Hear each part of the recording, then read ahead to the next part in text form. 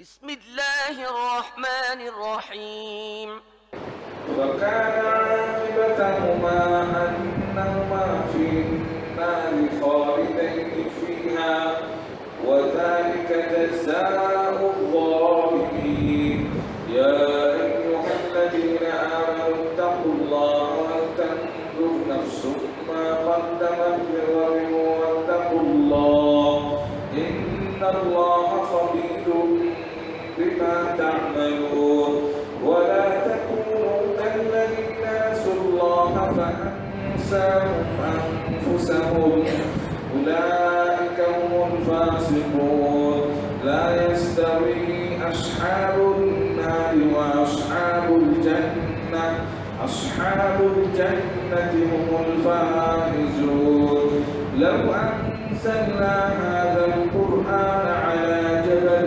لرأيته خاشعا متصدعا من خشية الله وتلك الأمثال نضربها للناس لعلهم يتفكرون والله الذي لا إله إلا هو عالم الغيب والشهادة هو الرحمن الرحيم هو الله الذي لا إله إلا هو الملك القدوس السلام المؤمن المهيمن العزيز الجبار المتكبر سبحان الله عما يشركون والله الخالق البارئ المصور له الأسماء الحسنى يسبح له ما في السماوات والأرض وهو العزيز الحكيم আপনাদের মাঝে এখন বক্তব্য রাখবেন জনাব মতিউর রহমান মাদানী সাহেব। السلام عليكم ورحمة الله وبركاته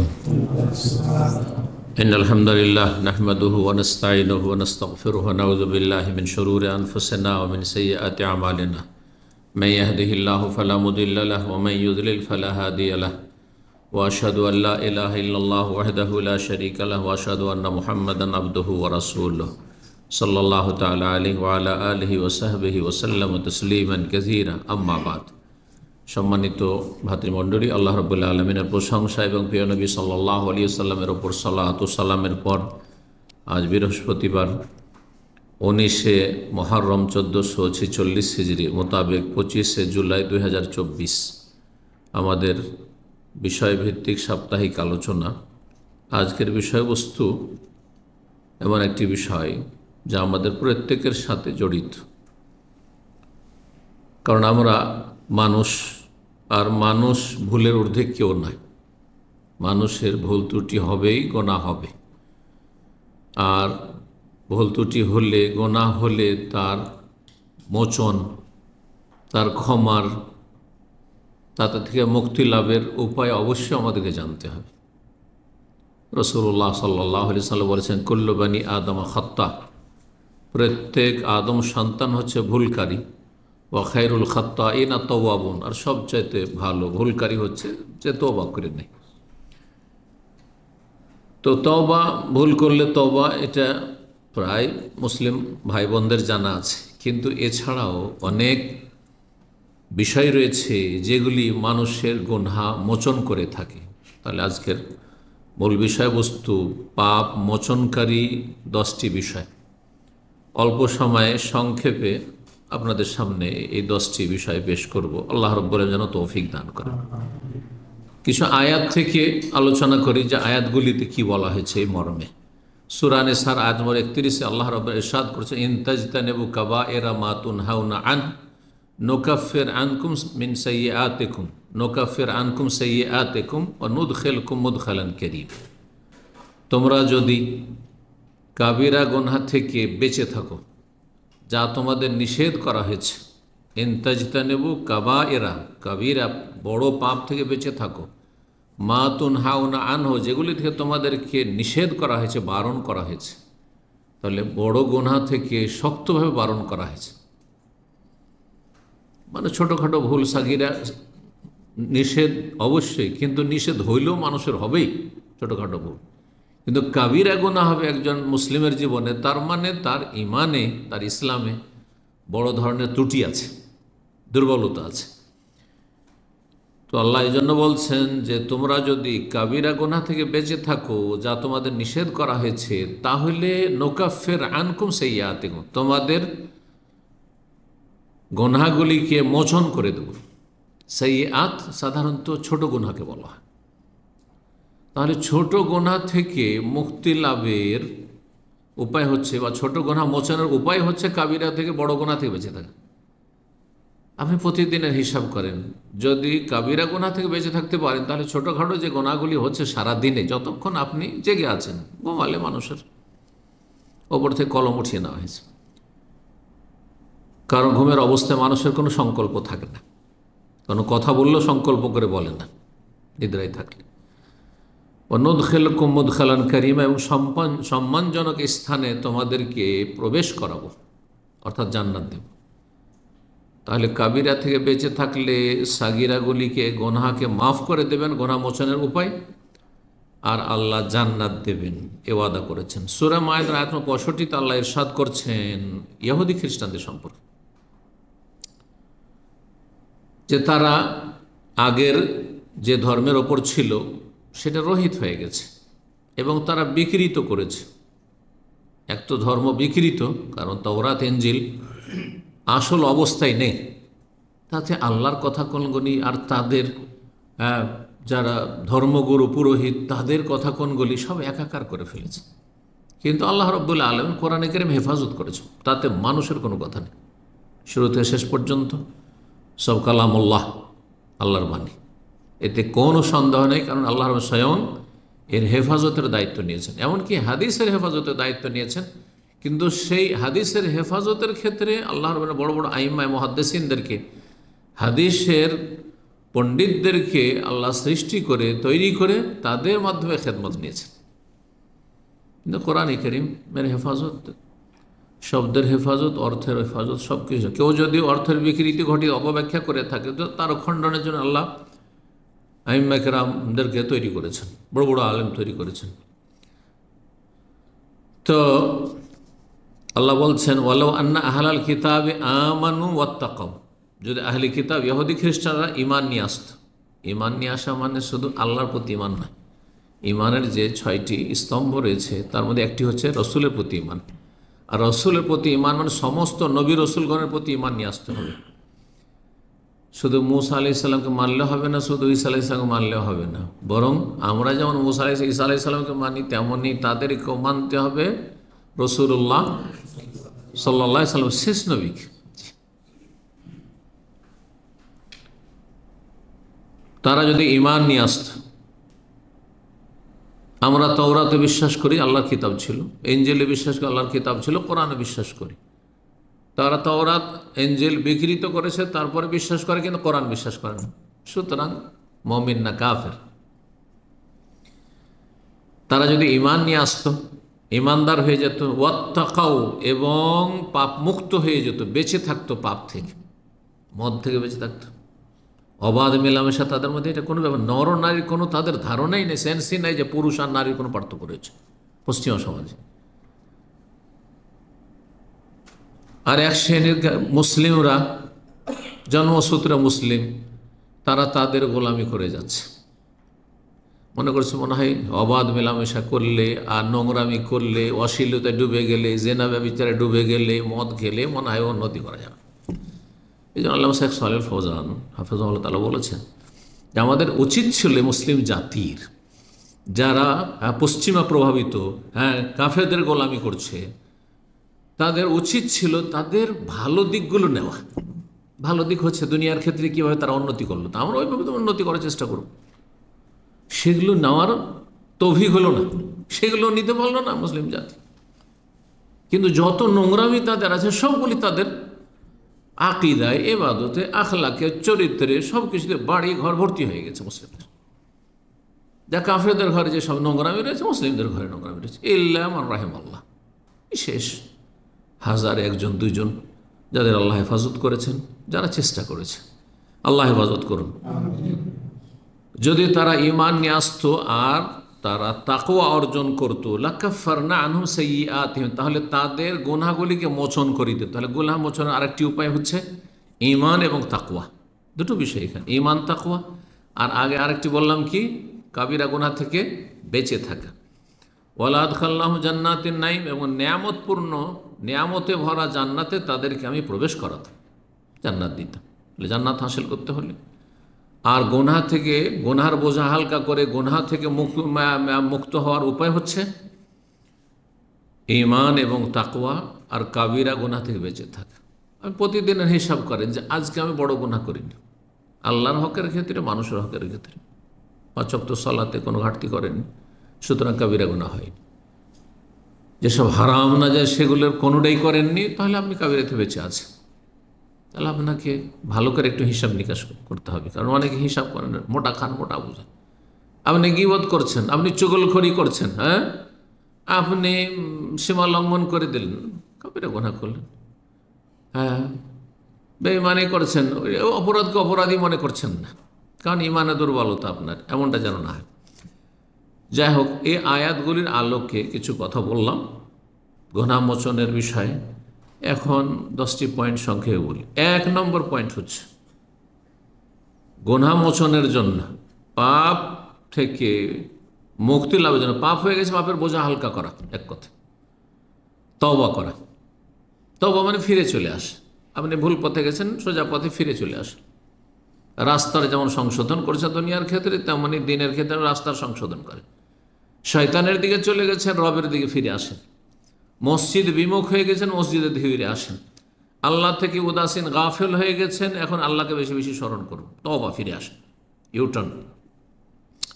সূরা নূরে আয়াত নম্বর 31 আল্লাহ ইরশাদ, ওয়া তুবু ইলাল্লাহি জামিআন আইয়ুহাল মুমিনুনা লাআল্লাকুম তুফলিহুন, তোমরা হে মুমিন সকলে আল্লাহর কাছে তওবা করো, যাতে তোমরা সফলতা লাভ করতে পারো, সফল কাম হতে পারে। তওবা সম্পর্কে আশা করি আপনাদের জানা আছে। ইমাম ইবনুল কাইয়িম রাহিমাহুল্লাহ বলছেন এই তওবা সম্পর্কে, তওবার কয়টি শর্ত? 3টি শর্ত আল্লাহর হকের ক্ষেত্রে। বান্দার হক যদি হয় 3টির সাথে আর একটি সংযোজন করতে হবে। ইবনুল কাইয়িম বলছেন, হে আন্নাদামু আলা মা সালাফা মিনহু ফিল মাদি, অতীতে যা হয়েছে তার উপর অনুতপ্ত হওয়া। বড় লজ্জিত, আমি মুসলিম, কী করি অপরাধগুলি করলাম, এই গুনাহ করলাম। ওয়াল ইখলা আনহু ফিল হাল, অতীতে যা হয়েছে তার উপর লজ্জিত হওয়া। বর্তমান, কাল 3টি, বর্তমানে কি করা? বন্ধ করা, গুনাহ বন্ধ করা, থামিয়ে দেন গুনাহকে। গুনাহ আপনার জীবন থেকে বন্ধ হয়ে গেছে। ওয়াল আজমু আলা আল্লাহ ইউআউযিহু ফিল মুস্তাকবাল, আর আগামী ফিউচার, আগামীতে এই গুনার দিকে আর কখনো ফিরবেন না। অতীতের উপর লজ্জিত হওয়া, বর্তমানে সংশোধন করে না যে এই গুনাহ আমি আর করছি না, থামিয়ে দিয়েছেন আপনি। আর আগামীর জন্য প্রতিজ্ঞা করা যে আমি জীবনে আর এইসব পাপের দিকে ফিরে যাব না। আল্লাহর হকের ক্ষেত্রে, মানুষের হকের ক্ষেত্রে এই 3টি শর্ত। অতিরিক্ত মানুষের হক যদি হয় তাহলে কি শর্ত? তার হক আদায় করে দেওয়া, না হলে তার কাছ থেকে ক্ষমা চেয়ে নেওয়া। যেভাবে আপনি মুক্তি লাভ করতে, অব্যাহতি আপনাকে হাসিল করতে হবে। এগুলি হচ্ছে তওবার শর্ত। তওবা মানুষের গুনাহগার সাথে সাথে তওবা করা ফরজ। তওবাতে করছি চলবে না, কারণ সময় আপনার হাতে না, রবের হাতে। জানাও নেই যে কখন আমার সময় শেষ হয়ে যাবে, তওবার দরজা বন্ধ হয়ে যাবে। সুতরাং যখনই গুনাহ হয়েছে সাথে সাথে তওবা করুন। ভুল হতে পারে কিন্তু তওবা করুন। 2 নম্বর গুনাহ মোচনের উপায় হচ্ছে ইস্তিগফার। তওবা মানে ফিরে আসা বললাম, আর ইস্তিগফার মানে ক্ষমা চাওয়া। ফিরে চলে আসেন আর ক্ষমা চান যে আল্লাহ, উল্টো দিকে চলে গেছিলাম, শয়তানের গোলামিতে চলে গেছিলাম, তোমার গোলামির দিকে ফিরে আসলাম, আর তোমার কাছে অতীতে যা ভুল ভ্রান্তি হচ্ছে আমি ক্ষমা চাইছি, তুমি মাফ করে দাও। সূরা নূহের 8 নম্বর 10 আল্লাহ ইরশাদ করছেন নূহ আলাইহিস সালামের ভাষায়, জাতিকে 950 বছর তিনি দাওয়াত দিয়েছেন। ইস্তাগফিরু রাব্বাকুম ইন্নাহু কানা গাফফারা ইউরসিলিস সামা আলাইকুম মিদরার ওয়া ইয়ামদিদকুম বিআমওয়ালিন ওয়া বানিন ওয়া ইয়াজআল লাকুম জান্নাতিন ওয়া ইয়াজআল লাকুম আনহারা। ইস্তিগফার ক্ষমা প্রার্থনা এবং তার বহুমুখী উপকারিতা, কয়েকটি উপকারিতার কথা আল্লাহ এখানে বর্ণনা করেছেন। নূহ আলাইহিস সালাম জাতিকে বলেছিলেন, ইস্তাগফিরু রাব্বাকুম, তোমাদের প্রতিপালকের কাছে ক্ষমা চাও। কারণ তিনি হচ্ছেন একমাত্র মহা ক্ষমাকারী, গাফফার। তিনি, তার নাম গাফফার, তার নাম গফুর। সৈয়দুল ইস্তিগফার আপনাদের জানা আছে। যে কোনো ইস্তিগফার, ছোট্ট কালিমা আস্তাগফিরুল্লাহ, যেমন তেমন কথা না, যদি অন্তর থেকে বের হয়, কিন্তু হুলুসিয়তের সাথে, নিষ্ঠার সাথে বের হইতে হবে। আল্লাহ তুমি ক্ষমা করে দাও, আস্তাগফিরুল্লাহ, আল্লাহর কাছে ক্ষমা চাইছি। এর অতিরিক্ত করতে আস্তাগফিরুল্লাহ ওয়া আতুবু ইলাইহি, এর অতিরিক্ত করতে চান কালমা তাওহীদের সাথে আস্তাগফিরুল্লাহ আল্লাযী লা ইলাহা ইল্লা হুয়া আল হাইয়ুল কাইয়্যুম ওয়া আতুবু ইলাইহি, আল্লাহর সিফাতের সাথে হাইয়ুল কাইয়্যুম এবং লা ইলাহা ইল্লাল্লাহর সাথে। লা ইলাহা ইল্লাল্লাহ সবচেয়ে উত্তম জিকির। তাহলে আপনার ইস্তিগফার কোয়ালিটি আরও বেড়ে গেল। এর চাইতে ভালো ইস্তিগফার হচ্ছে সাইয়্যিদুল ইস্তিগফার। যত ক্ষমা চাওয়ার দোয়া আছে তার মধ্যে সবচাইতে উত্তম দোয়া। সৈয়দ মানে হচ্ছে নেতা, সৈয়দ মানে হচ্ছে সর্দার, সৈয়দ মানে হচ্ছে যিনি অধিনায়ক, মালিক। ইস্তিগফার, সমস্ত ইস্তিগফারের যত ক্ষমা চাওয়ার দোয়া তার মধ্যে সবচেয়ে গুরুত্বপূর্ণ দোয়া আল্লাহুম্মা আনতা রাব্বি লা ইলাহা ইল্লা আনতা খালাকতানি ওয়া আনা আবদুকা ওয়া আনা আলা আহদিকা ওয়া ওয়াদিকা মাসতাতাতু আউযু বিকা মিন শাররি মা সানাতু আবু লাকা বিনি'মাতিকা আলাইহি ওয়া আবু বিযামবি ফাগফিরলি ফাইন্নাহু লা ইয়াগফিরুয যুনুবা ইল্লা আনতা। 10টি বাক্য রয়েছে, 10টি বাক্য খুব গুরুত্বপূর্ণ। একটি বাক্যে ব্যাখ্যা করলে ওতে 1 ঘন্টা লাগবে। কী যে রহস্য রয়েছে এদের, সমস্ত দিকগুলো রয়েছে।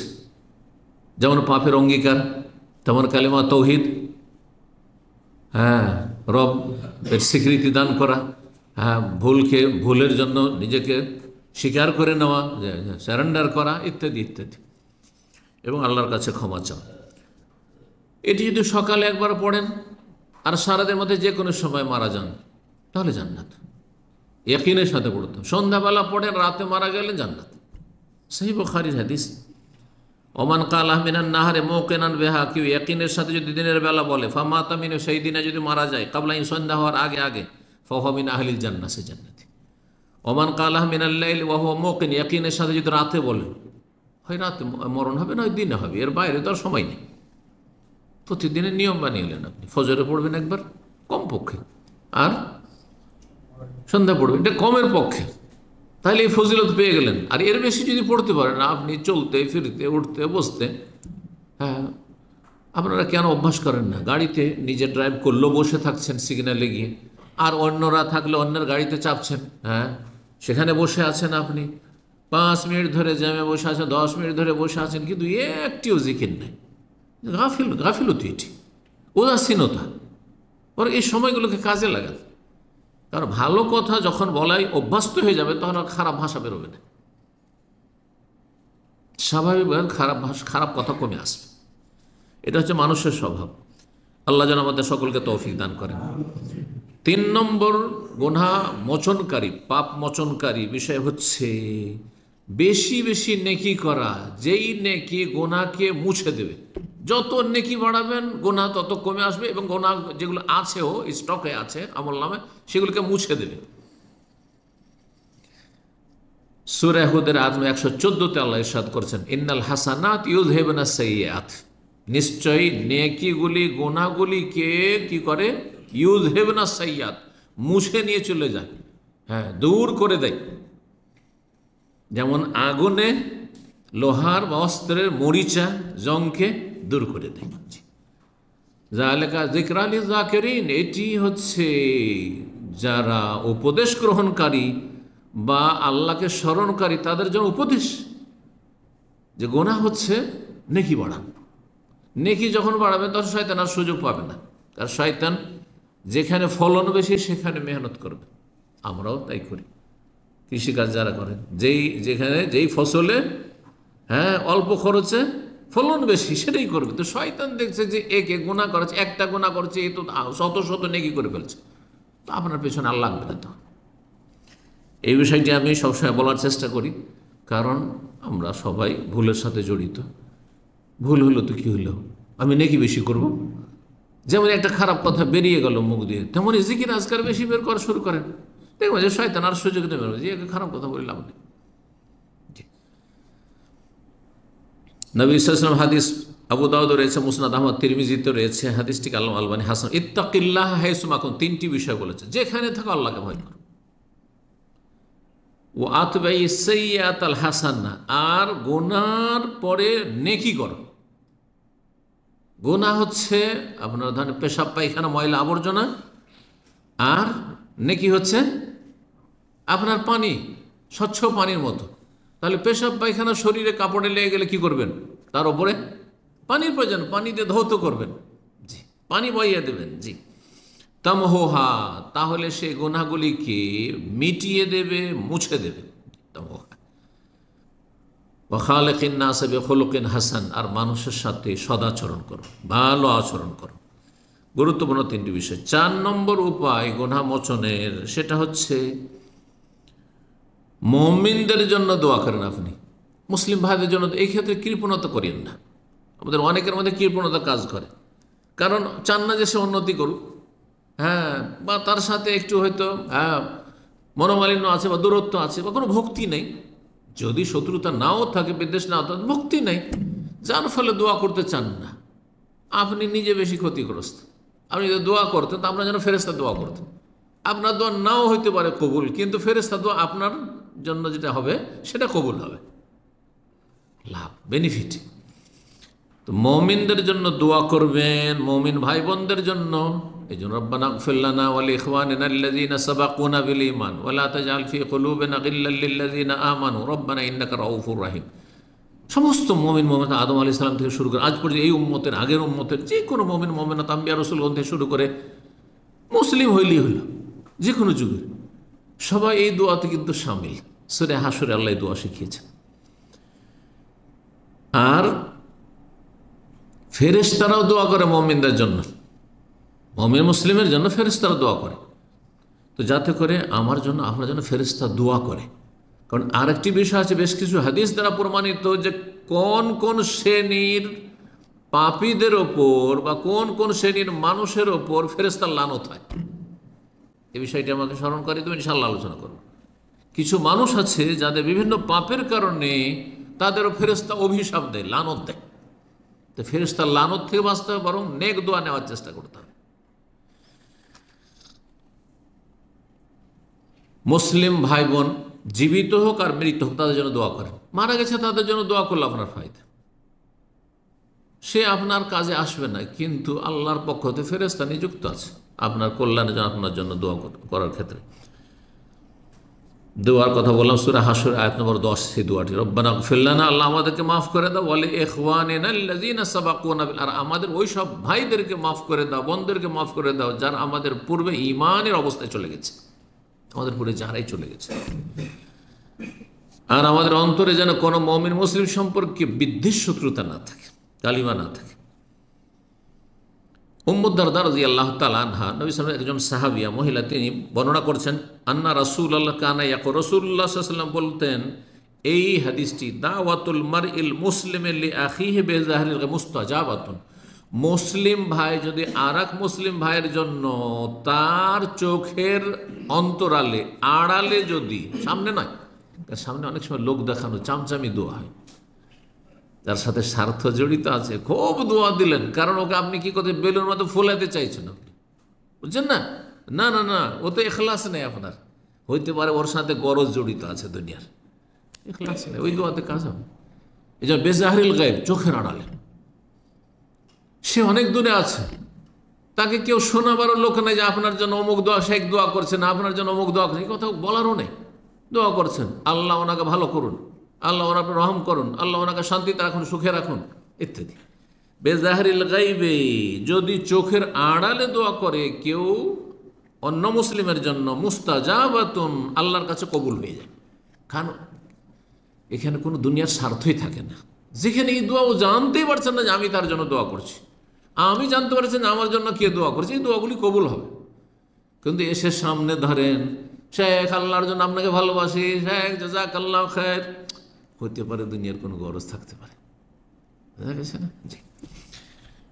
ইনদা রাসি মালাকুন মুআক্কাল, আর যেই লোক দোয়া করে চোখের আড়ালে, তার মাথার কাছে, তার বিছানার যেখানে শয় সেখানে তার মাথার কাছে বসে, এখানে থাকে তার পাশে একজন ফেরেশতা নিযুক্ত থাকে। কুল্লামা দা লিআখিহি বিখাইরিন, যখনই কোনো মুসলিম ভাই বোনদের জন্য ভালো নেক দোয়া করে, কালাল মালাকুল মুআক্কালু, নিযুক্ত ফেরেশতা বলে আমিন, তোমার দোয়া আল্লাহ কবুল করুন।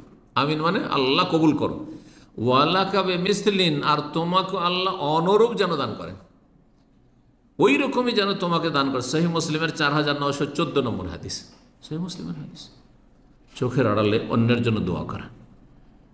আচ্ছা, যে কোনো মুসলিমের জন্য এই দোয়া করলে যখন ফায়দা, তো চোখের আড়ালে যদি আপনার স্ত্রীর জন্য দোয়া করেন, স্ত্রী যদি স্বামীর জন্য চোখের আড়ালে দোয়া করে, ইখলাস আছে না নেই?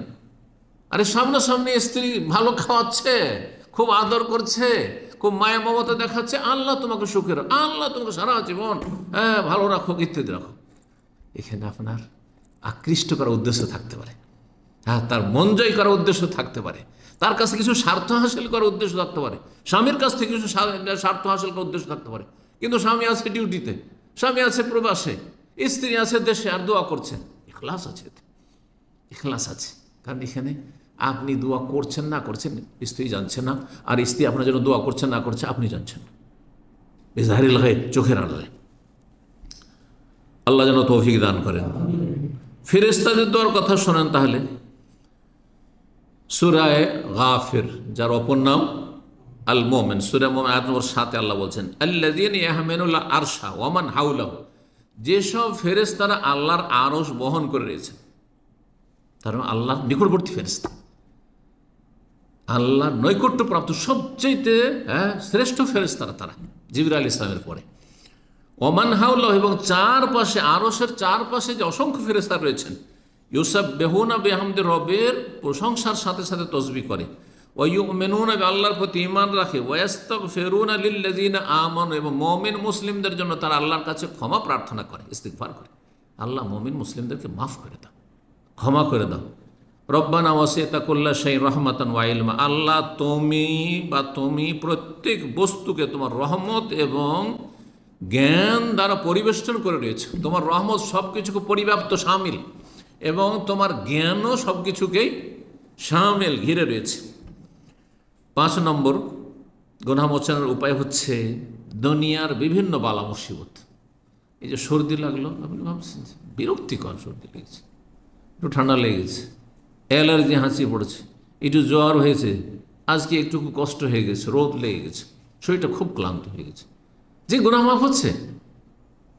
একটা কাঁটা লেগেছে, তাতে গুনাহ মাফ হচ্ছে। এক জায়গায় হোঁচট খেলেন, তাতে গুনাহ মাফ হচ্ছে, যে কোনো কিছু। এই মর্মে বেশ কিছু হাদিস রয়েছে। একটি হাদিস সহিহ বুখারীর 5210 নম্বর হাদিস, আবু সাঈদ খুদরি এবং আবু হুরায়রা রাদিয়াল্লাহু তাআলা আনহু বর্ণনা করছেন, নবী সাল্লাল্লাহু আলাইহি ওয়াসাল্লাম বলেন, মা ইউসিবুল মুসলিমা, যে কোনো বিপদ আপদ আপতিত হয় কোনো মুসলিমের ওপর, মিন নাসাবিন আও ওয়াসাবিন ওয়ালা হাম্মিন ওয়ালা হাজান, সেটি কোনো নাসাব মানে কোনো কষ্ট হোক, আঘাত কষ্ট, ওয়ালা ওয়াসাব অথবা কোনো ব্যাধি রোগ হোক, ওয়ালা হাম্মিন অথবা কোনো দুশ্চিন্তা হোক, ওয়ালা হাজানিন অথবা কোনো শোক হোক। দুশ্চিন্তা আর শোক, এগুলো প্রত্যেকটাতে পার্থক্য রয়েছে। মানুষের টেনশন, দুশ্চিন্তা হয় ভবিষ্যতে নিয়ে যে কী হবে কী হবে, আর বর্তমানে যে আপনার বিপদ আপদ এসছে, ওতে শোকের ছায়া নেমে আসে। পার্থক্য আছে এই শব্দগুলিতে। ওয়ালা আজান অথবা কোনো কষ্ট হইল, ওয়ালা গাম্মিন অথবা কোনো মনোকষ্ট, গম মানে দুশ্চিন্তা হইল, হাত্তা শৌকাত ইউশাকুহা, এমনকি কাঁটাও যদি কোনো জায়গায় লাগে শরীরে, ইল্লা কাফার আল্লাহ বিহা মিন খাতায়াহু, আল্লাহ গুনার মোচন করেন। শব্দগুলি এসে কাফারা, কাফারা মানে হচ্ছে মোচন করা। যেন বিভিন্ন গুনার জন্য কিছু কিছু কাজের জন্য কাফারা আছে না নেই, যেন কসম করেছেন, তার কসম ভেঙে দিলেন, কি বলা হচ্ছে কসমের কাফারা। মানে কসম আসল হচ্ছে অফাজু হাইমানা, আল্লাহ বলছেন কসম করেছো, কসমকে রক্ষা করো, হেফাজত করো, মানে কসমের উপর অটল থাকো। যদি সেটা গুনার কাজ না হয়, গুনার কাজ হয় ছেড়ে দিতে হবে, আল্লাহর অসন্তুষ্টি, আমি ওর সাথে কথা বলবো না, তাহলে ভুল আপনি কসম করেছেন, তাহলে আপনি ভুল থেকে ফিরে আসুন আর কাফারা দিয়ে দিন। কসম করলেন তো কাফারা দেন। এই বিভিন্ন কাজে যে কাফারাগুলি রয়েছে, তো কাফার আল্লাহ বিহা মিন খাতায়, গুনাহকে আল্লাহ মোচন করে দিয়ে থাকেন। তিরমিজির আরেকটি হাদিস রয়েছে আবু হুরায়রা থেকে বর্ণিত রাদিয়াল্লাহু তাআলা আনহু, রাসূলুল্লাহ বলেন, মা ইয়াজালুল বালাআ বিল মুমিনি ওয়াল মুমিনাতি, মুমিনের উপর বালা মুসিবত নেমে আসে, ফি নাফসিহি, তার জীবনের ক্ষেত্রে, ওয়া ওয়ালাদি, ছেলে মেয়েদের ক্ষেত্রে, আপনার শারীরিক মানসিক কোনো যন্ত্রণা, অথবা ছেলে মেয়েদের উপর বিপদ আপদ, অথবা অমালিহি, ধন সম্পদের উপর বিপদ আপদ, হাত্তা ইয়ালকাল্লাহ তাআলা, যে কোনো বিপদ আপদ আসুক না কেন, আল্লাহর সাথে যখন মিলিত হবে, হ্যাঁ, মওতের পরে, ওমা আলাইহি মিন খাতিয়া, কোনো গুনাহ থাকবে না, গুনাহ কমতি আছে, যত বালা মুসিবত দুনিয়া, কারণ দুনিয়ার শাস্তি হালকা জাহান্নামের শাস্তির তুলনায়, কবরের শাস্তির তুলনায়, হাসরের মাঠের বিচার দিবসের ভয়াবহতার তুলনায়। দুনিয়াতে যদি একটু কষ্ট হয়ে যেত, আখিরাতের কষ্ট নেই। জি, নবী সাল্লাল্লাহু আলাইহি ওয়াসাল্লাম যখন মৃত্যু যন্ত্রণা হচ্ছিল, তখন ফাতিমা রাদিয়াল্লাহু তাআলা আনহা, ছোট মেয়ে, আব্বা আপনার খুব কষ্ট হচ্ছে। ওয়াকার বাবা, আমার আব্বার খুব কষ্ট হচ্ছে, খুব যন্ত্রণা, মৃত্যু যন্ত্রণা হচ্ছে। নবী সাল্লাল্লাহু আলাইহি ওয়াসাল্লামের মৃত্যুর যন্ত্রণা প্রচণ্ড অনুভব করছেন মেয়ে। বলছেন তিনি সান্ত্বনা দিয়ে, লা কারবা আলা আবিকে বাদাল ইয়াউম, আজকের পরে তোমার বাবার ওপর কোনো মুসিবত নেই, মর্যাদা উঁচা করার জন্য।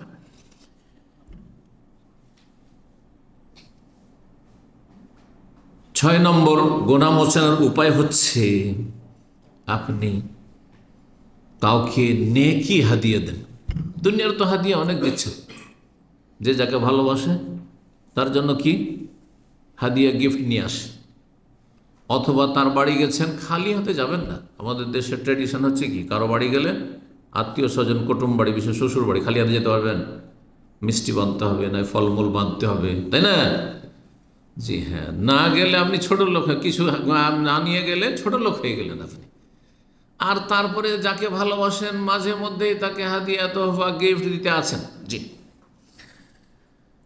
তো আপনি নেকি হাদিয়া দেন, বিশেষ করে যাদের আমল বন্ধ হয়ে গেছে আর ও নেকি করতেই পারবে না, দুনিয়া থেকে চলে গেছে, তাদেরকে নেকি হাদিয়া দেন।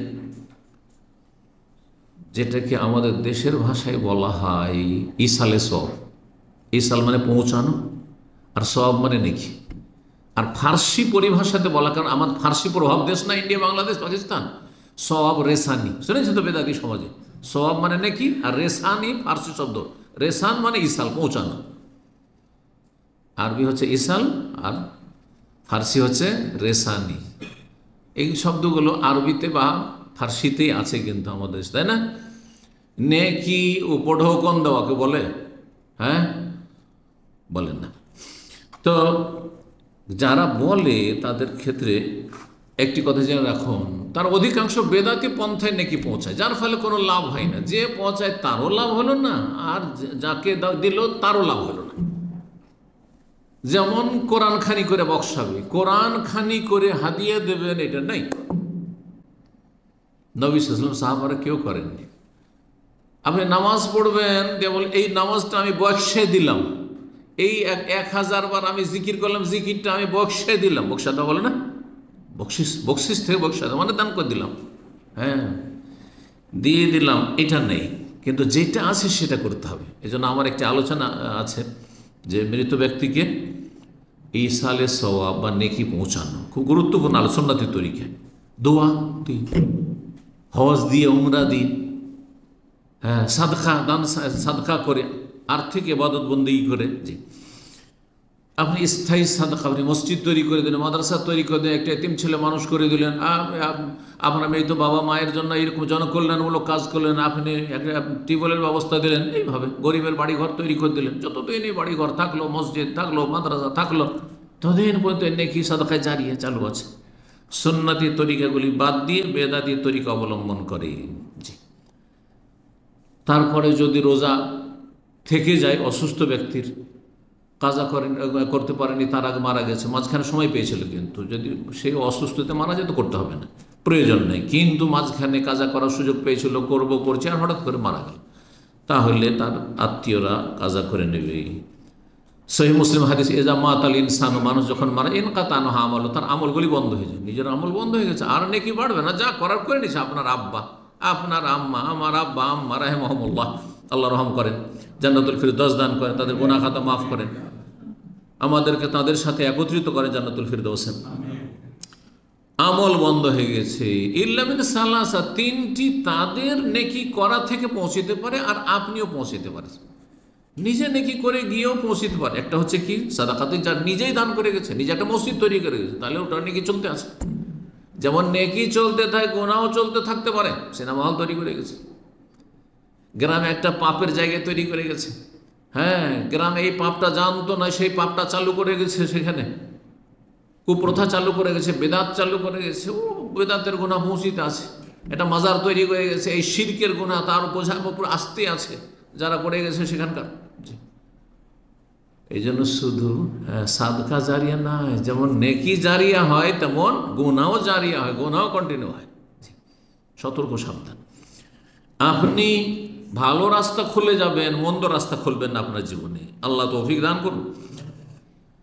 আও ইলমিন ইউনতাফা বিহি, যদি এলেম ছেড়ে যেতে পারেন, আলোচনা দিনী, আপনার মধ্যে 10টা লোক হেদায়েত হয়েছে, এই 10টা লোকের একজনের 5জন 10জন করে সন্তান, আর এগুলো তো হইল হেদায়েত হইল, যে তারা সহিহ আকীদা এসেছিল, তারা ধার্মিক হয়েছিল, তাদের ছেলে মেয়েরা ধার্মিক হইল, আর তারপরে তাদের মাধ্যমে যারা হেদায়েত হলো সবগুলি কিন্তু আপনার অ্যাকাউন্টে আসতে আছে, এক ভাগ আসতে আছে। তাহলে চিন্তা করুন, আপনার প্রথম 10 জন দিয়ে শুরু হলো, কিন্তু এই 10 জন থেকে একজন ধরেন যদি 10 জন করে তো কতজন হয়ে গেল? হাজার হাজার মানুষ উপকৃত হয়েছে আপনার এলেম দিয়ে। এইরকম লিখনি, যে কোনো এলেম ছেড়ে গেছেন, আও ওয়ালাদিন সালিহিন, অথবা নেক সন্তান রেখে গেছেন, নেক সন্তান, এটা আপনার জন্য সাদকা জারিয়া। ওয়াদউ লাহু, তাহলে এমনি সন্তান ছেড়ে গেলে হবে না, অসৎ সন্তান, পাপী সন্তান, বেদিন, বেনামাজি, নাস্তিক, মুশরিক, মাজার পূজারি, বেদাতি ছেড়ে গেছেন, কোনো লাভ নেই, গুনার বোঝা। সহিহ মুসলিমের 3084 নম্বর হাদিস। 7 নম্বর গুনাহ মোচনকারী হচ্ছে সুন্দরভাবে উজু করা। উজু করবেন তো একটু যত্ন সহকারে, খুব সজাগ, কোনো জায়গায় শুকনো না থেকে যায়। অনেক সময় উজু করছেন, এদিকটা শুকনো থেকে গেল, এইদিকে অনেকেই খেয়াল করেন না, কিন্তু এদিকটাও ধুইতে হবে একবার, কানের কাছ, কান পর্যন্ত, কানের ছিদ্র তো ঢুকাবেন না, কিন্তু কান পর্যন্ত এই যে জায়গাটা আছে, এখানে ধরেন দাঁড়িয়ে আছে না, আর তারপরে যে জায়গাটা আছে যেখানে আপনার পশম নেই, দাঁড়িয়ে নেই, সেই জায়গাটা ধুইতে হবে। অনেকে শুকনো রেখে দেয়, এই জায়গাগুলো অনেক সময় শুকনো থেকে যায়, অনেক সময় টাকানা শুকনো থেকে গেল।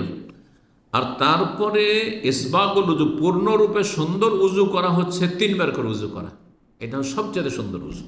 সেজন্য একবারে যা ওয়াজিব, 2 বার করলে তার চাইতে ভালো, 3 বার করে যদি অঙ্গগুলি ধৌত করেন তাহলে সেটা আরও ভালো। পূর্ণরূপে উজু করার এই দিকগুলি রয়েছে। আর সেটা যদি কষ্টের সময়, দুপুরবেলা গরমের দিনে সৌদি আরবের গরম পানিতে উজু করা, আর কনকনে ঠান্ডা পানি, তায়েফ আর আবহা, মাহা যে ঠান্ডা শীতের এলাকায়, আমাদের দেশে পৌষ মাঘ মাসের শীতে কনকনে পানিতে, গ্রামাঞ্চলে কোনো পানি গরম করার কোনো ব্যবস্থা নেই, উজু করা, এগুলো তো অনেক বেশি নেকি রয়েছে, গুনাহ মোচন হয়। জি, নবী সাল্লাল্লাহু আলাইহি ওয়াসাল্লাম হাদিস, সহিহ মুসলিমের 369 নম্বর হাদিস, আবু হুরায়রা রাদিয়াল্লাহু বর্ণনা করছেন, আলা আদুল্লুকুম আলা মা ইয়ামহুল্লাহু বিহিল খাতায়া, তোমাদেরকে বলে দেব নাকি এমন একটা বিষয় সম্পর্কে যে যার মাধ্যমে গুনাহগুলি মিটে যাবে, মুছে যাবে, গুনাহ মিটে যাবে, মুছে যাবে। ভুল লেখার পরে আমরা কি আজকাল পেন্সিলের যুগে কি রেখেছে, মেটাবার জন্য, আর আমাদের যে করতাম কি কলমে লিখতাম, তারপর কেটে দিলাম, কিন্তু দাগ জায়গাটাও খারাপ হয়ে থেকে গেল। জি, তবে আমরা ছোটো কলেজে প্রাইমারিতে পড়েছি, প্রথম ক্লাস 1-2 আমরা সেই সিলেট পেন্সিল ব্যবহার করেছি, ওটাতে সব মেটানো সহজ।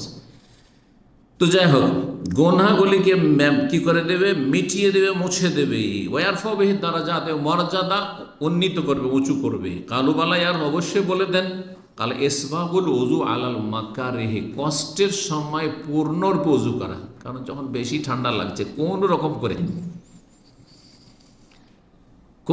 করে কাজ সারা। ঠান্ডার দিনে যুবক মানুষ বিয়ে শাদী করেছেন, ফরজ গোসল করেছেন, কিন্তু তাড়াতাড়ি মনে হচ্ছে কেটে পড়ে যেতেন, গরম পানির ব্যবস্থা নেই, তখন কাকসানান যেতে বলা হয় হিন্দুদের ভাষা, বাংলাতে হিন্দুয়ানি কিছু ভাষা আছে না, কাকসানান জানেন তো, এই ভাষাটা জানেন না? মানে কাকের গোসল করা আর কি। তো কাকের গোসল কোনটাকে বলা হয়? হালকা গোসল। হালকা গোসল কোনো রকম করে কাজ ছাড়া ওই করতে গিয়ে দেখা গেল যে আপনার চুল শুকনো থেকে গেল, বা কোনো জায়গায় আপনার শরীর শুকনো থেকে গেল, অথচ আপনার ফরজ গোসল। জি। ওয়াকাসরাতুল খুতা ইলাল মাসাজ, মসজিদে অনেক হেঁটে যাওয়া, অনেক ধাপ পার করে যাওয়া, অতিক্রম করে যাওয়া। তাহলে মসজিদ যত দূর হবে তত বেশি গুনাহ মাফ হবে। কদমে কদমে নেকি, কদম কদমে গুনাহ মাফ।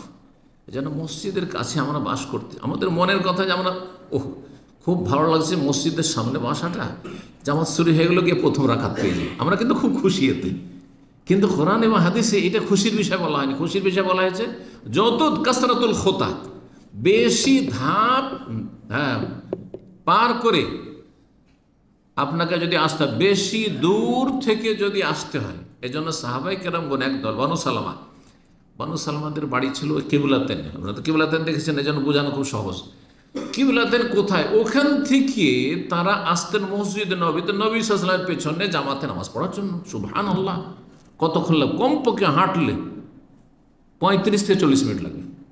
কারণ আমি একবার ওই দিকটা হেঁটেছি, মদিনা ইউনিভার্সিটি ওইদিকে, তো এই দেখতে পাচ্ছি, মনে হচ্ছে দেখতে পাচ্ছি, চলে যায় করতে করতে হাঁটতে হয়তো 1 ঘন্টার বেশি লেগেছে, অবস্থা খারাপ। তো জীবনে একবার হেঁটেছি, মসজিদ নববী থেকে বাবু সালাম থেকে হাঁটতে শুরু করলাম, আর একবারে মদিনা ইউনিভার্সিটির ভিতরে হেঁটে হোস্টেল মধ্যে হেঁটে চলে গেলাম, তাও রোদের সময়। কারণ রাস্তায় কিছু পরিচিত লোকেরা ছিল, চলি ওদের বাসায় দুপুরবেলা একটু দেখা করবো। দেখা করতে গিয়ে দেখাও হলো না, নিরাশ হয়ে তখন সেখান থেকে আবার কোথায় গাড়ি খুঁজে যাবো। তখনকার যুগে এইসব ট্যাক্সি এইসব ছিল না, কিন্তু ট্যাক্সি, এই যে লেমুজিন, এগুলো কিছুই ছিল না তখন ওই সময়। নেই ওই আপনার পিক আপগুলোতে বদুরা, রিয়ালাইন, খামসারিয়া, এই করতো আর নিয়ে যেত। তো যাই হোক, কাসরাতুল খুতা ইলাল মাসাজিদ, এই বানু সালমান লোকেরা এরা চেয়েছিল যে মসজিদে নবীর আশেপাশে জমি জায়গা নিয়ে বাড়ি করে নেব, সুবিধা হবে। 5 ওয়াক্ত নামাজ পড়ে, মাঝে মধ্যে মাগরিব এশা কখনো নবীর কাছে যেতে পারছি, সবসময় যেতে পারি না, 1 ওয়াক্ত 2 ওয়াক্ত 3 ওয়াক্ত আসতে পারছি।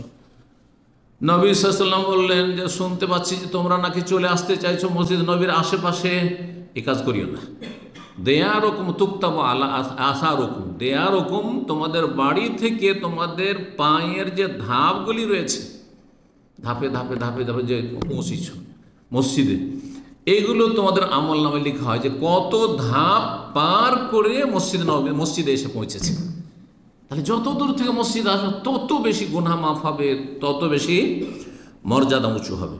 অন্তেজারুস সালাত বাদাস সালার, এক সালাতের উপরে আর এক সালাতে অপেক্ষা করা, সেটা একবারে সশরীরে অপেক্ষা করা। যেমন মসজিদে মাগরিব পড়ার পর বসে গেলে এসা পড়েই বের হবো, জোহর পড়ে বসে গেলাম, আসর পড়েই বেরোবো, আসর পড়ে বসলাম, মাগরিব পড়ে বের হবো, অথবা মানসিকভাবে অপেক্ষা করা। মানসিক অপেক্ষা করা হচ্ছে সবসময় সজাগ থাকা। আজান হলে সাথে সাথে মসজিদ ছুটব, বা আজানের আগেই ছুটব, গিয়ে প্রথম কাতারে জায়গায় দেবো। যদিও আপনি হয়তো মাগরিব এশার মাঝখানে মসজিদে বসে থাকলেন না, আসর পরে আপনি বাসায় চলে আসলেন বা কাজে থাকলেন, জোহর পরে চলে আসলেন, এশা পড়ে চলে আসলেন, বসে থাকলেন না মসজিদে, কোনো জরুরি বিষয় নয়।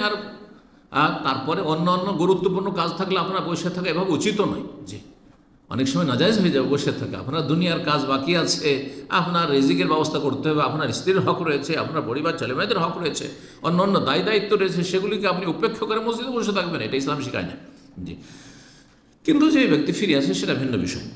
তো এক সালাতের পরে আর এক সালাতের অপেক্ষা করা মানসিকভাবে হইতে পারে, প্রস্তুত, যাতে করে কখনো পিছিয়ে না যায়, প্রথম রাকাত না ছুটে যায়, তাকবীরে তাহরিমে ছুটে গেল, অথবা গিয়ে 2 রাকাত তাহিয়াতুল মসজিদ পড়তে পারলাম না, আজানের সাথে সাথে মসজিদে ফাজালিক ওয়া রিবা। এটি হচ্ছে আল্লাহ রাস্তায় নিজেকে আবদ্ধ করা, সহিহ মুসলিমের হাদিস।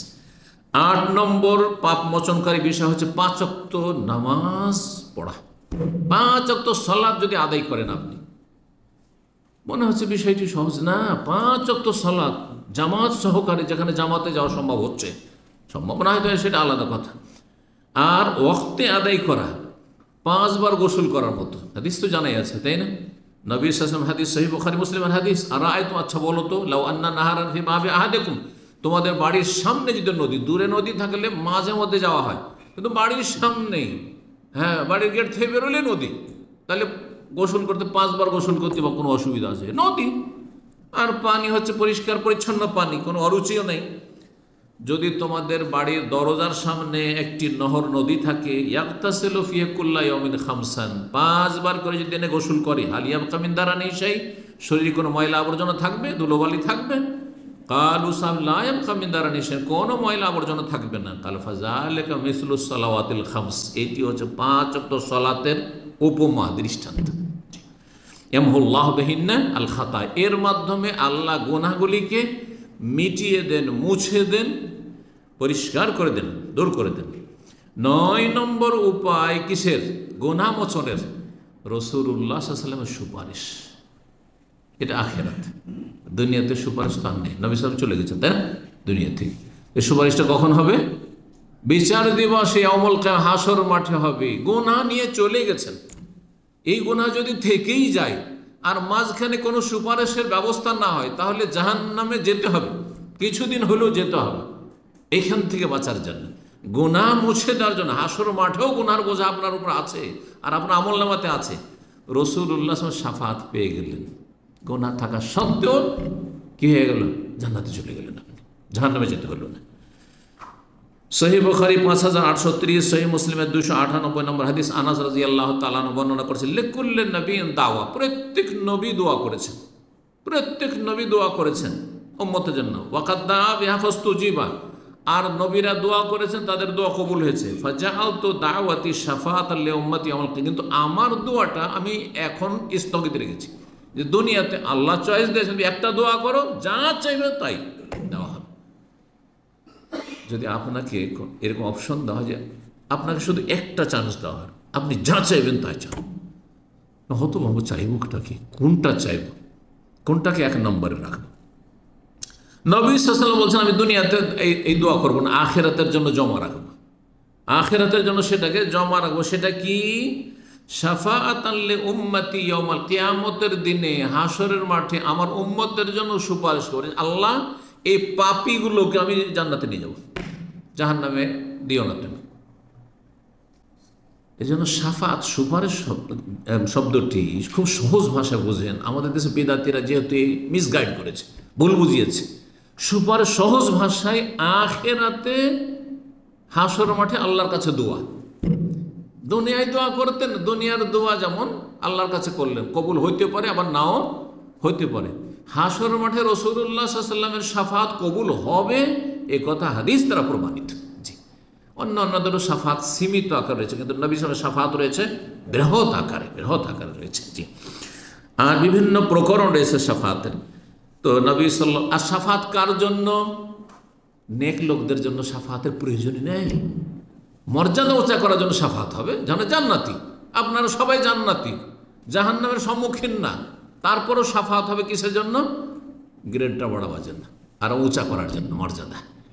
কিন্তু আসল শাফাত কাদের জন্য? যাদের জন্য জাহান্নাম ওয়াজিব হয়ে গেছিল, অবধারিত হয়ে গেছিল।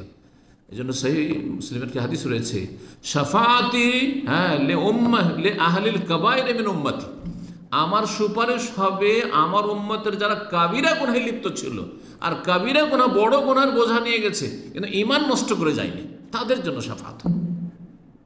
তাহলে উম্মতের চোর ডাকাতের জন্য শাফাত হইতে পারে, কিন্তু নামাজি হইতে হবে, শিরক মুক্ত হইতে হবে, মাজার পূজা মুক্ত হইতে হবে, কুফরি মুক্ত হইতে হবে, সেহের জাদু আর এই জ্যোতিষী বিদ্যা মুক্ত হইতে হবে, গণকের পেশা মুক্ত হইতে হবে, ঈমান ভঙ্গকারী বিষয়তে মুক্ত হইতে হবে, নাস্তিকতা থেকে মুক্ত হইতে হবে, সেকুলারিজম থেকে মুক্ত হইতে হবে।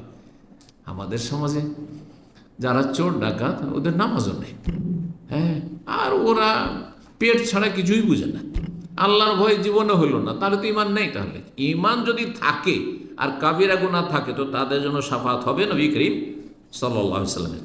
10 নম্বর সর্বশেষ, গুনাহর বোঝা নিয়ে চলে গেছেন, গুনাহর বোঝা নিয়ে চলে গেছেন, দুনিয়াতে গুনাহর কাফারা মোচনের কোনো বন্দোবস্ত হয়নি, ব্যবস্থা হয়নি। যেগুলি আলোচনা করলাম 8 নম্বর পয়েন্ট পর্যন্ত কিন্তু দুনিয়ার কাজ, তাই না, 5 ওয়াক্ত সালাত পর্যন্ত। 9 নম্বরে কি ছিল? হাসর মাঠে রাসূলুল্লাহ সাল্লাল্লাহু আলাইহি ওয়াসাল্লামের সুপারিশ, ওটাও নসিব হলো না, বদনসিব ধরেন, ওটাও নসিব হলো, নবী সাল্লাল্লাহু আলাইহি ওয়াসাল্লাম শাফাতও পেলেন না। তাহলে গুনাহর বোঝা যে কাবিরা গুনাহ আছে, জাহান্নামে যেতে হবে। এখন আর একটা ওসিলা আছে, সুবহানাল্লাহ, আর একটি মাধ্যম আছে, লাস্ট মাধ্যম, শেষটি, সেটি হচ্ছে রহমাতু আরহামুর রাহিমিন, সবচাইতে বড় দয়ালু রব্বুল আলামিনের রহমত, দয়া, আল্লাহর মায়া মমতা যদি হয়ে যায় যে এই পাপিষ্টের জন্য দুনিয়া তো কোনো মাধ্যম হইল না গুনাহ মাফের, আর নবী সাল্লাল্লাহু আলাইহি ওয়াসাল্লামেরও শাফাত পেল না, বদনসিব হতভাগা, আমার মায়া, আল্লাহর মায়া হয়ে গেল, আল্লাহ যা তোকে মাফ করে দিলাম। হ্যাঁ, না আল্লাহকে শোকজ করতে হবে, আল্লাহ কেন মাফ করলে? আল্লাহ আপনার নিয়ে দিয়েছেন, আল্লাহ নিজের দিচ্ছেন, আর রহমুর রাহিমিন তিনি। কথা বোঝা গেছে কিনা? জি, আপনার হক, আপনার প্রাপ্য আপনি পেয়েছেন কিনা এটা দেখার বিষয়। জি, এই মর্মে হাদিস শোনেন, হাদিস সুপারিশের লম্বা হাদিসের একটা অংশ। আল্লাহ তাআলা বলবেন শাফাতিল মালায়েকা, ফেরেশতারাও সুপারিশ করেছে, যার জন্য করার করেছে, ফেরেশতার সুপারিশ অনেকে পেয়েছে। ওয়াশাফান নবী, নবীরাও সুপারিশ করেছে যারা পাওয়ার পেয়েছে। ওয়াশাফাল মুমিন, মুসলিম, আলেম, ওলামা, আল্লাহর নেক বান্দা, তারাও সুপারিশ করেছে, সীমিত তাদেরও সুপারিশ, হ্যাঁ, বিভিন্ন সুপারিশ। ওয়ালাম ইয়াবকা ইল্লা আরহামুর রাহিমিন, এখন এক সত্তাই বাকি আছেন, তিনি হচ্ছেন সমস্ত দয়ালুদের মহান দয়ালু আরহামুর রাহিমিন। আল্লাহু আকবার। ফায়াকবিজু কবজাতা মিনান নার, জাহান্নামের আগুনে চলে গেছে কাবিরা গুনার কারণে, চোর ডাকাত আর বিভিন্ন পাপী সব জাহান্নামে জ্বলছে, আল্লাহ এক মুষ্টি তার মুষ্টি দ্বারা নেবেন। আল্লাহ রাব্বুল আলামিন, আল্লাহর মুষ্টি আল্লাহর মতো, আল্লাহর হাত আল্লাহর মতো, আল্লাহ নেবেন, আল্লাহর মুষ্টি নেবেন। কোনখান থেকে নেবেন? এই জাহান্নামে যেসব জাহান্নামীগুলো জ্বলছে, ফাইয়ুখরিজু মিনহা কওমান, এমন এক জাতিকে, এমন এক ক্যাটাগরির পাপিষ্টদেরকে, জাহান্নামীদেরকে আল্লাহ বের করবেন তার মুষ্টিতে নিয়ে, লাম ইয়ামালু খায়রান কাত্তু, কখনো ভালো কাজ করেনি, ভালো কাজ করেনি, কিন্তু ঈমান ভঙ্গ করেনি, কাফের নয়, ঈমান ভঙ্গকারী নয়। ঈমান ভঙ্গের যে 10টি মুখ্য কারণ সেগুলি তার মধ্যে ছিল, ঈমানটা ছিল, কিন্তু করছি, ভয় ভীতি মাঝে মাঝে হয়, আর একটু অনুতপ্ত হয়, কিন্তু আমল করেনি কিছু। লাম ইয়ামুল খায়রান কাত্তু কাদ আদু হুমামান, জাহান্নামে জ্বলে জ্বলে তারা কয়লা হয়ে গেছে। আল্লাহু আকবার। ফায়ুলকিহিম, আল্লাহ যে উঠাবেন, উঠিয়ে ফিন্নাহারিন ফি আফওয়াহ, জান্নাতের দরজার কাছে একটি নহরে নিক্ষেপ করে ফেলে দেবেন, এই কয়লার মতো মানুষগুলোকে ফেলে দেবেন, যেটার নাম হচ্ছে নাহরুল হায়াত। এই নাহরুল হায়াতকে আমাদের দেশে ফার্সি ভাষা বলে আবে হায়াত। এটা আবে হায়াত ঔষধি আছে বা তেল আছে, জানেন না? ইন্ডিয়া বাংলাদেশে একটা তেল পাওয়া যায়, ওটার নাম কি? আব মানে পানি, আব ফার্সি ভাষা কিন্তু, আর হায়াত মানে জীবন, মানে এই পানি বা এই ওষুধ আপনার জীবন ফিরিয়ে দেবে। হ্যাঁ, আপনার মানে গুরুত্বপূর্ণ, আপনার জীবনে ওষুধের কাজ, মানে মহা ঔষধের কাজ করবে। এই নামটি ওখান থেকে হয়তো এরা নিয়েছে, হেকিমগুলো, হেকিমদের সব ওষুধ। তো আল্লাহর জান্নাতের দরজার কাছাকাছি একটি নহর রয়েছে, সেখানে এই কয়লাই হয়ে গেছে যেসব জাহান্নামীরা জ্বলে, তাদের কিন্তু তারা পাপিষ্ট মুসলিম, নেকির কাজ তাদের নেই কিছু, আল্লাহর রহম হবে, আল্লাহ জাহান্নামে উঠে তাদের ওখানে ফেলে দেবেন, আর তারপরে তারা গজে উঠবে। যেমন অঙ্কুর গজিয়ে উঠি একটা বীজ থেকে, যখন একটু পানি পায়, রস পায়, তখন অঙ্কুর গজিয়ে ওঠে, কত কচি হয়ে দুর্বল হয়ে ওই রকম গজিয়ে উঠবে। ফায়ামবুতুনা কামা তামবুতুল হাব্বাতু মিনাস সাইল, বন্যা আর পানি নেমে গেছে, আর তারপরে দেখবেন বন্যার পানি নামার পরে এই দৃশ্যগুলো কিন্তু দেখেছেন, জায়গাগুলো শুকিয়ে গেছে, আর বিভিন্ন জায়গা থেকে বিভিন্ন বীজের দানায় সেই ওখানে থেকে গেছে, আর সেখান থেকে গজিয়ে অঙ্কুর গজিয়ে উঠছে, ওই রকম গজে উঠবে। 269 নম্বর হাদিস রয়েছে। আল্লাহর সূরা জুমারের আয়াত নম্বর 53 ইরশাদ করেছেন, কুল ইয়া ইবাদিয়াল্লাযিনা আসরাফু আলা আনফুসিহিম লা তাকনাতু মির রাহমাতিল্লাহ ইন্নাল্লাহা ইয়াগফিরু যুনুবা জামিআ। হে নবী বলে দাও যে আল্লাহ তোমাদেরকে বলছেন, ইয়া ইবাদিয়াল্লাযিনা আসরাফু, হে আমার ওই বান্দারা যারা আসরাফু আলা আনফুসিহিম, নিজের ওপর অত্যাচার করেছো, নিজের ক্ষেত্রে সীমা লঙ্ঘন করেছো, লা তাকনাতু মির রাহমাত, আল্লাহর রহমত থেকে তোমরা নৈরাশ হয়ে যেও না, হতাশাগ্রস্ত হইও না। আল্লাহ কি আর রহম করেন, আল্লাহ কি আমাকে মাফ করেন, এইরকমটা চিন্তা করিও না। ইন্নাল্লাহা ইয়াগফিরু যুনুবা জামিআ, আল্লাহ সমস্ত গুনাহ মাফ করতে পারেন, আল্লাহ সমস্ত গুনাহ মাফ করতে পারেন। জি, আল্লাহ যাকে ইচ্ছা মাফ করেন, কিন্তু অন্তত সর্বনিম্ন ঈমান নিয়ে যেতে হবে, সর্বনিম্ন ঈমান নিয়ে যেতে হবে। আখিরাতে কাফেরের জন্য, ঈমানবিহীন কারোর জন্য কোনো রকম আল্লাহর রহমত নেই। এটা সবসময় আমাদেরকে মনে রাখতে হবে। আল্লাহ রাব্বুল আলামিন লা তাকনাতু মির রাহমাতিল্লাহ ইন্নাল্লাহা ইয়াগফিরুয যুনুবা জামিয়া ইন্নাহু হুয়াল গফুর রহিম। আল্লাহ হচ্ছেন গফুর, বড় মার্জনাকারী এবং বড়ই দয়ালু। আল্লাহ রাব্বুল আলামিন যেন আমাদের গুনাহ খাতা মাফ করেন, নেক আমলে তৌফিক দান করেন, এবং ভুল ভ্রান্তি হলে আল্লাহ রাব্বুল আলামিন বেশি বেশি নেকির মাধ্যমে, আর এই সমস্ত যে 10টি আর মধ্যে 8টি প্রথম ওসিলা যেগুলি আমাদের নিজের কর্ম, এগুলি বেশি বেশি আমাদের জীবনে নিয়ে আসার, আমল করার তৌফিক দান করেন। ওয়া সাল্লাল্লাহু সাল্লাম নবিয়ানা মুহাম্মদ ওয়া আলা আলিহি ওয়া সাহবিহি আজমাইন। ইন্নাল মুসলিমিনা ওয়াল মুসলিমাতি ওয়াল মুমিনিনা ওয়াল মুমিনাতি ওয়াল কানিতিনা ওয়াল কানিতাত والقانتين والقانتات والصادقين والصادقات والصابرين والصابرات والخاشعين والخاشعات والخاشعات والمتصدقين والمتصدقات والصائمين والصائمات والحافظين فروجهم والحافظات والذاكرين الله كثيرا والذاكرات أعد الله لهم مغفرة وأجرا عظيما.